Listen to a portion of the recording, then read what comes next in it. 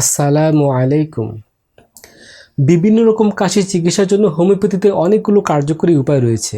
এগুলো জেনে রাখা জরুরি, কারণ বাংলাদেশের দিন দিন কাশির সমস্যা যেভাবে বাড়ছে, আপনার বা আপনার পরিবারের অন্য কারোর জন্য এই ভিডিওটি ভীষণ উপকারে আসতে পারে। তাই আমি ডাক্তার মোহাম্মদ মুশফিকুর রহমান আপনাদের সামনে উপস্থিত হয়েছি নিজের চিকিৎসা নিজেই করে যেন আপনি কাশি থেকে স্থায়ীভাবে মুক্তি পেতে পারেন। তাই কিছু গুরুত্বপূর্ণ তথ্য তুলে ধরার চেষ্টা করছি। আপনাকে আমন্ত্রণ জানাচ্ছি পার্শ্ব প্রতিক্রিয়া মুক্ত ও সচেতনতার মাধ্যমে নিজের চিকিৎসা নিজেই করুন চ্যানেলের নতুন একটি পর্বে। প্রথমে আলোচনা করছি আপনাদের মধ্যে যারা কাশি নিয়ে অবহেলা করছেন বা দীর্ঘদিন কাশি চলতে থাকলেও চিকিৎসা করতেছেন না। তাদের জানা জরুরি কি কি ক্ষতিকর সমস্যা রয়েছে যা আপনাকে মোকাবেলা করতে হতে পারে। শ্বাসযন্ত্রের সংক্রমণ যেমন সাধারণ সর্দি, ফ্লু, ব্রঙ্কাইটিস বা নিউমোনিয়ার ফলে কাশি হতে পারে। এই সংক্রমণগুলো ফুসফুস এবং শ্বাসনালীকে প্রভাবিত করতে পারে, যার ফলে ক্রমাগত কাশি হতে পারে। হাঁপানি একটি দীর্ঘস্থায়ী অবস্থা যা শ্বাসনালীতে ব্যথা এবং শ্বাসনালীতে সংকীর্ণতা সৃষ্টি করে, যার ফলে কাশি এবং শ্বাসকষ্ট হয়। কাশি প্রায় হাঁপানির একটি বিশিষ্ট লক্ষণ। সিওপিডি একটি ফুসফুসের রোগ যাতে ক্রনিক ব্রঙ্কাইটিস এবং এমসিফোমা অন্তর্ভুক্ত থাকে। ক্রমাগত কাশি হতে থাকা সিওপিডি এর একটি সাধারণ উপসর্গ। এর ফলে শ্বাসকষ্ট এবং প্রচুর পরিমাণে কফ বের হতে দেখা যায়। জিইআরডি, যখন পাকস্থলীর অ্যাসিড খাদ্যনালীতে চলে আসে তখন জিইআরডি হতে থাকে। এর ফলে বুকে অনেক জ্বালা হতে দেখা যায়। বিশেষ করে রাতে এবং খাওয়ার পরে জিইআরডি এর লক্ষণগুলো হতে পারে, যার কারণে দীর্ঘস্থায়ী কাশি দেখা দেয়। টিবি একটি ব্যাকটেরিয়ার সংক্রমণ যা প্রাথমিকভাবে ফুসফুসকে প্রভাবিত করে। দীর্ঘ সময় ধরে কাশি থেকে রক্ত পড়া, বুকে ব্যথা এবং ক্লান্তি এগুলো টিবির সাধারণ লক্ষণ। হয়তো আপনাদের অনেকেরই জানা নেই কাশির জন্য হোমিওপ্যাথিতে বেশ কিছু ভালো এবং কার্যকরী ওষুধ রয়েছে। এখানে চেষ্টা করতে সমস্যা কোথায়? নানাভাবে চেষ্টা করেছেন, একবার হোমিওপ্যাথিতে চেষ্টা করতেই পারেন। আল্লাহ পাক চাইলে সুস্থ হতে পারেন, তবে যতটুকু সম্ভব সবচেয়ে ভালোভাবে আমাদের চেষ্টা করতে হবে। আল্লাহ পাকের কাছে দয়া কামনা করতে হবে, তাই না? হোমিওপ্যাথিতে সবচেয়ে ভালোভাবে ওষুধ নির্বাচন করতে হলে যে কোনো রেপার্টরি থেকে ওষুধ বাছাই করতে হয়। এখন আমি রেপার্টরি থেকে কাশির জন্য ওষুধ বাছাই করে এবং এর মধ্যে যেই সব ওষুধগুলো সবচেয়ে বেশি ব্যবহৃত হয় সংক্ষিপ্তভাবে সেই ওষুধগুলো আলোচনা করব। আর হ্যাঁ, যদি মনে হয় ভিডিওটি আপনার উপকারে আসতে পারে তবে অবশ্যই ফলো বা সাবস্ক্রাইব করে অল বাটন অন করে দিতে পারেন। লাইক, কমেন্ট বা শেয়ার করে আপনিও কিন্তু আমার উপকারে আসতে পারেন। প্রতিটি ভিডিওর গুরুত্বপূর্ণ দুইটি দিক আছে। এক, নবীন হোমিও চিকিৎসক ও শিক্ষার্থীদের জন্য রেপার্টরি আলোচনা হচ্ছে পথ নির্দেশিকা।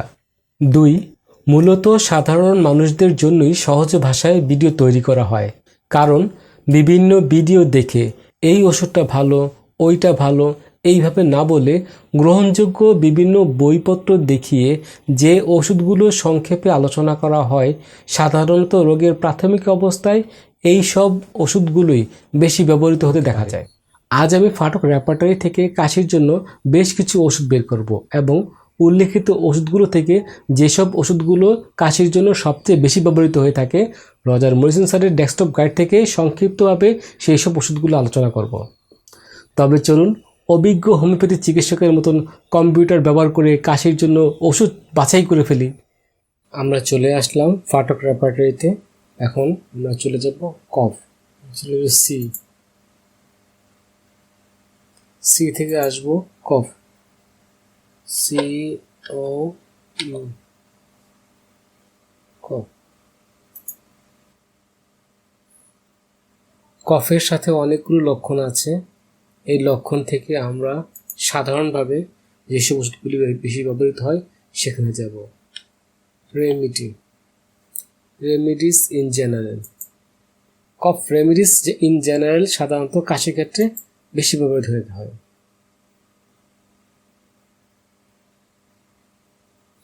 আমরা আসলাম কফ রেমিডিস ইন জেনারেল। এখানে আছে 31টা ওষুধ। এই ওষুধগুলি সাধারণত কাশি রোগের প্রাথমিক অবস্থায় খুব বেশি ব্যবহৃত হয়ে থাকে। আমরা দেখি কোনটা কী অবস্থায় আছে।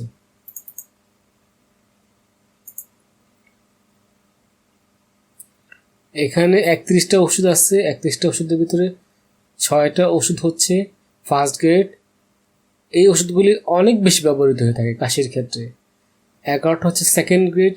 এই ওষুধগুলিও অনেক ব্যবহার হয়ে থাকে, তবে ফার্স্ট গ্রেডের থেকে একটু কম ব্যবহার হয়। থার্ড গ্রেডে আছে 14টা মেডিসিন। এই ওষুধগুলিও কাশির ক্ষেত্রে ব্যবহৃত হয়ে থাকে, তবে আমরা যেই ওষুধগুলি সবচেয়ে বেশি ব্যবহৃত হয়ে থাকে সেই ওষুধগুলি নিয়ে আলোচনা করব। প্রতিটি ঔষধের নিজস্ব কিছু লক্ষণ থাকে, এগুলো বিস্তারিত জানার জন্য ব্যাপক সময়ের প্রয়োজন। ভিডিওটি অনেক লম্বা হয়ে যাবে, তাই আমি সংক্ষিপ্তভাবে আলোচনা করছি। প্রথমে আমরা আলোচনা করব ড্রোসেরা। যাদের অনেক বেশি কাশি তাদের জন্য ড্রোসেরা ওষুধটি খুব ভালো একটি ওষুধ। এই রোগীদের কাশি সাধারণত মধ্যরাতে বেশি বাড়ে। এই রোগীরা কিছু খেলে কাশি বাড়ে, রাত্রেবেলা শোয়ার পরে কাশি বাড়ে, কাশতে কাশতে তারা বমিও পর্যন্ত করে দিতে পারে। কাশির তীব্রতার কারণে বুকে হাত দিয়ে এই রোগীদের কাশি দিতে দেখা যায়। কাশির ক্ষেত্রে নিঃসন্দেহে ড্রোসেরা একটি চমৎকার ঔষধ। এবার আসি আমরা হিপার সালফার। যাদের খুব কাশি আছে তাদের জন্য হিপার সালফার খুব ভালো একটি ওষুধ। কাশতে বাচ্চাদের গলা, শ্বাসনালী অনেক ব্যথা করে এবং সাথে শ্বাসকষ্ট হতে পারে।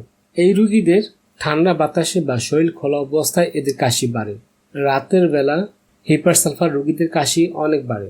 হিপার সালফারের কথা বলতে গেলেই প্রথমে মনে আসে এই রোগীরা এতটা শীতকাতর যে শীতের দিনে জানালা দিয়ে ঠান্ডা বাতাস ঘরের ভিতরে যেন না ঢুকতে পারে, সেজন্য জানালার যে কোনো জায়গায় যদি ছোট ফাঁকাও থাকে সেই ফাঁকাটাও তারা কোনো কাপড় বা অন্য কিছু দিয়ে আটকে দিতে চায়। এই রোগীদের ঠান্ডা একেবারে সহ্যই করতে পারে না। এরপরে আসবো আমরা নাক্সভোম। নাক্সভোমের কাশি ধরনটা হচ্ছে, এই রোগীদের সাধারণত সকালবেলা কাশিটা বেশি হয়, কিংবা ঘুম থেকে ওঠার পর বিছানায় থাকা অবস্থা কাশি বাড়তে পারে, কিংবা কিছুক্ষণ পর কাশি বাড়তে পারে। রাত 3টা বা 4টা বাজে তাদের শ্বাসকষ্ট করতে দেখা যায়। এই রোগীরা ভীষণ শীতকাতর এবং সকালবেলা এদের বিভিন্ন সমস্যা বাড়তে দেখা যায়, বিশেষ করে কাশি। এবার আসবো আমরা ফসফরাস। ফসফরাসের রোগীদের বুকের ভিতর যেন ঠান্ডাটা সহজেই লেগে যায়, নিউমোনিয়ার সমস্যা দেখা যায়, কিংবা ফসফরাসের রোগীদের কাশির সাথে কিছুটা রক্তের ছিটা থাকতে পারে, কিংবা কাশলে গলায় জ্বালাপোড়া থাকতে পারে এবং অনেক সময় গলা খুব ব্যথা হতে দেখা যায়। তবে এই রোগীদের চেনার একটি লক্ষণ হচ্ছে, এই রোগীরা বাম পাশে কাত হয়ে শুলে তাদের বুক ব্যথা বা কাশি এই ধরনের বিভিন্ন সমস্যা বাড়তে, যার কারণে এই রোগীরা বাম পাশে চেপে শুতে পারে। এই রোগীদের অতীতে নিউমোনিয়া হওয়ার ইতিহাস থাকতে পারে, কিংবা তাদের ফ্যামিলি হিস্ট্রিতে নিউমোনিয়ার লক্ষণ প্রায় দেখা যায়। এখন আসবো আমরা পালসেটিলা। এই রোগীদের কাশিগুলি রাতেবেলা বিছানাতে শুলেই প্রায় দেখা যায়। রাতেবেলা ঘুমের মতো কাশি হতে দেখা যায়। তবে শিশুদের কাশির ক্ষেত্রে এই ওষুধটা অনেক বেশি ব্যবহার হতে দেখা যায়। এমনকি যদি ব্রঙ্কাইটিস হয়ে যায় তখনও এই ওষুধটি মাঝে মাঝে ব্যবহার হতে দেখা যায়। ঠান্ডা কিছু খাওয়ার পর থেকে প্রায়ই পালসেটিলার রোগীদের কাশি বেশি হতে দেখা যায়। এই রোগীদের একটি মজার লক্ষণ হচ্ছে, এরা নর্মাল পানি খেতেই চায় না, মানে তাদের পানির পিপাসাটা অনেক কম, কিন্তু ফ্রিজের ঠান্ডা পানি খেতে তারা খুব পছন্দ করে এবং এই ঠান্ডা পানি খাওয়ার পর থেকেই সহজেই তাদের কাশি আরম্ভ হয় এবং ঠান্ডা লেগে যায়। এখন আসবো আমরা সিপিয়া। এই রোগীদেরও রাত্রেবেলা কাশি বেশি হতে দেখা যায় এবং শোয়ার পরেই তাদের কাশিটা অনেক বাড়ে। তবে যখন বসে থাকে তখন তাদের কাশিটা কিছুটা কম হয়। তবে সিপিআর মহিলা রোগীদের জরায়ুর বিভিন্ন সমস্যা প্রায় হতে দেখা যায়।